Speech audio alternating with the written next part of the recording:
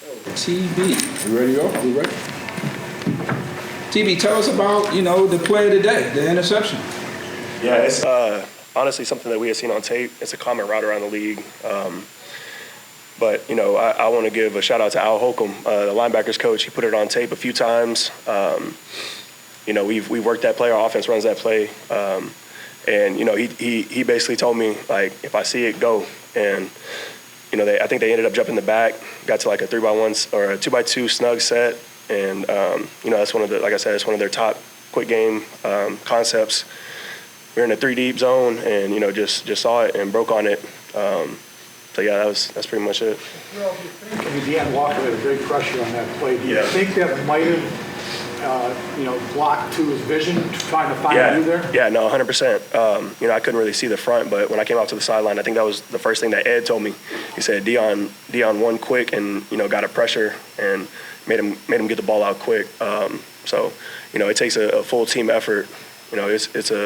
It's hard to win in this league every week. That's a good team, explosive offense. So to come out here on Thursday night on a short week and get it done, it feels good. Last week you guys were perfect on third down. Tonight not as good. What was the difference in the two games? Yeah, I think just our fundamentals. There's a couple times when we have him and we miss a tackle here. He gets out of the pocket, creates a play. So that's really what it comes back down to. I got to go back and watch the tape. I know we weren't great at all on third down, and that was really the emphasis at halftime. We felt like we were winning first and second down, getting them to third and long, and just weren't detailed and finishing those drives. So I think coming out of the second half, I don't know what the stats were in the second half, but it felt like we got off a little bit more. But yeah, that's something we'll go back and look at. Like you said, last week, we did really well, and this week it wasn't as good. So, it'll be good to go back and see, the things that we need to get corrected. Now, did some of the motioning and misdirection kind of neutralize some of the things that you were trying to do defensively out there? I wouldn't say neutralize it. I think it just, it does create a sense of urgency within the defense. Things change, coverages change when they're moving, but that's our job to be prepared for that. So, like I said, man, we'll go back and watch the tape, get some things corrected, and, grow from it. Dion Walker's impact throughout the whole game, how was he able to keep you clean where you can shoot gaps and make plays? Yeah, that's what I said, man. He's made a ton of plays. Even the plays that he's not making, he's causing, so shout out to him, man. I know it's tough to come in here as a rookie and to really play to the level that he's played at. And he's a guy that constantly wants to get better, constantly talking to Ed, talking to Big Phil, talking to DQ, those guys up front that have been here for a long time, that have done it at a high level. So I got all the respect in the world for him. And like I said, he's a unique guy. He's a big guy, but he's super athletic and, can make plays that people wouldn't assume that he could make. So it's fun, man, getting to work and play behind him. He's been a great addition. Quick turnaround's always tough in Thursday night games. Yeah. The upside is you get the win, and now you have an extended break. Yeah. How beneficial is that? Yeah, it's huge. A few days, like I said, a short week, trying to get all the preparation in, trying to get your body right to get out here and, perform at your best. And then coming out here and getting the win is, like you said, is huge. A couple extra days to really recoup, catch our breath, and go in and get some things corrected that we might not have had on a regular week, and have that extra time to really dial in on what we need to do and where we can get better, do a little self-scout, and, move on from there. And, the few days helps your body, helps your mind, and, gets you in a new groove. You guys have implemented a lot more base defensive formations. How do you think that's helped you guys so far? Yeah, I think it's helped a lot in the run. When they go big personnel, we want to match them. And if they want to try to run the ball when we got our big guys in, I feel like, we have the advantage there. We know Terrell can do it. He's done it for a long time. But to have another big body come in and, be able to change some things up and, not be as predictable and not, just being our same nickel package that we're in most of the time, I think it's been good for us. We've got a lot of guys in the linebacker room that can play good football. Terrell included. He's, a semi-linebacker when it comes to that. But, it's been fun.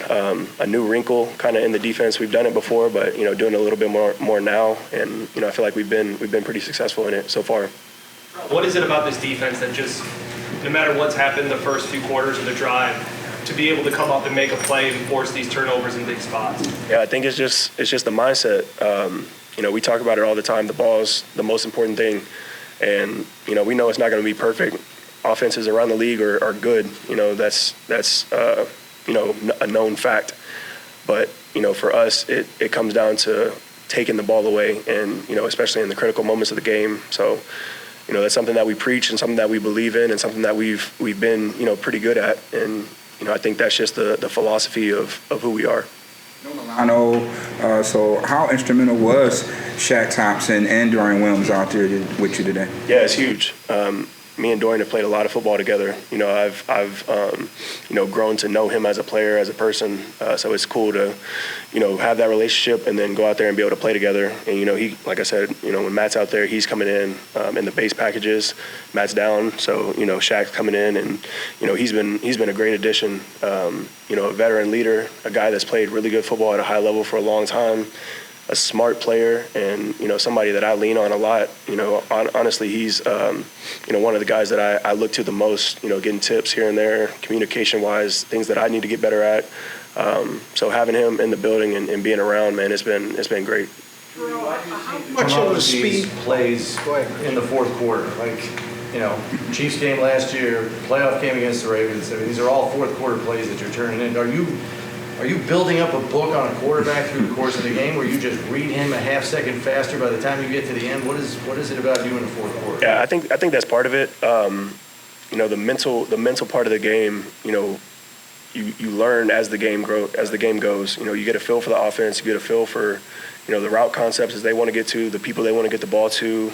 Certain situations, you have a tell on where the ball is going. I think that's for all of us. We talk about it all the time on the sideline, the ball. And then, like I said, just building throughout the first few quarters and getting an understanding of what's going on. I think it helps us play a little bit faster. And, once the second half rolls around, the fourth quarter rolls around, we feel like we have an idea of what's going on. And that split second is what helps you make plays. Well, how much was the speed of the Dolphins been a challenge for you? You've played them over the last couple of years. Yeah, no, it's super challenging. They got guys that can take the top off. Obviously, Tyreek and Waddle, but they have other guys too that are threats down the field. So, you got to respect that. But at the same time, we gotta still play our style of ball and play, within our system. So yeah, it's a challenge for sure. But we do a good job game planning throughout the week and understanding where their strengths are, and understanding what we want to get accomplished throughout the game. So I think that's the biggest thing when it comes to playing them. As captain of the defense, what have you learned about this team in the first 3 weeks of the season? I think the main thing is just the relentlessness. You go week one.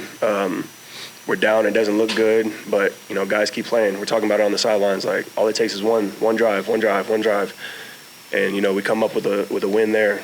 And then you go and you play the Jets, who's a really good team, and we feel like we had a really good day, and we stayed on the gas. We didn't let up. We did what we were supposed to do. And then you come off a short week, play the Dolphins on Thursday night. Not a ton of time to prepare, not a ton of time to get your body right, but it doesn't matter at the end of the day. We're going to come out here and work and grind and do what we got to do to put ourselves in the best position. So I think, that kind of sums up, the identity of this team right now. We still got a long way to go, man. It's early in the season, but, I love coming to work with these guys. It's been a blessing.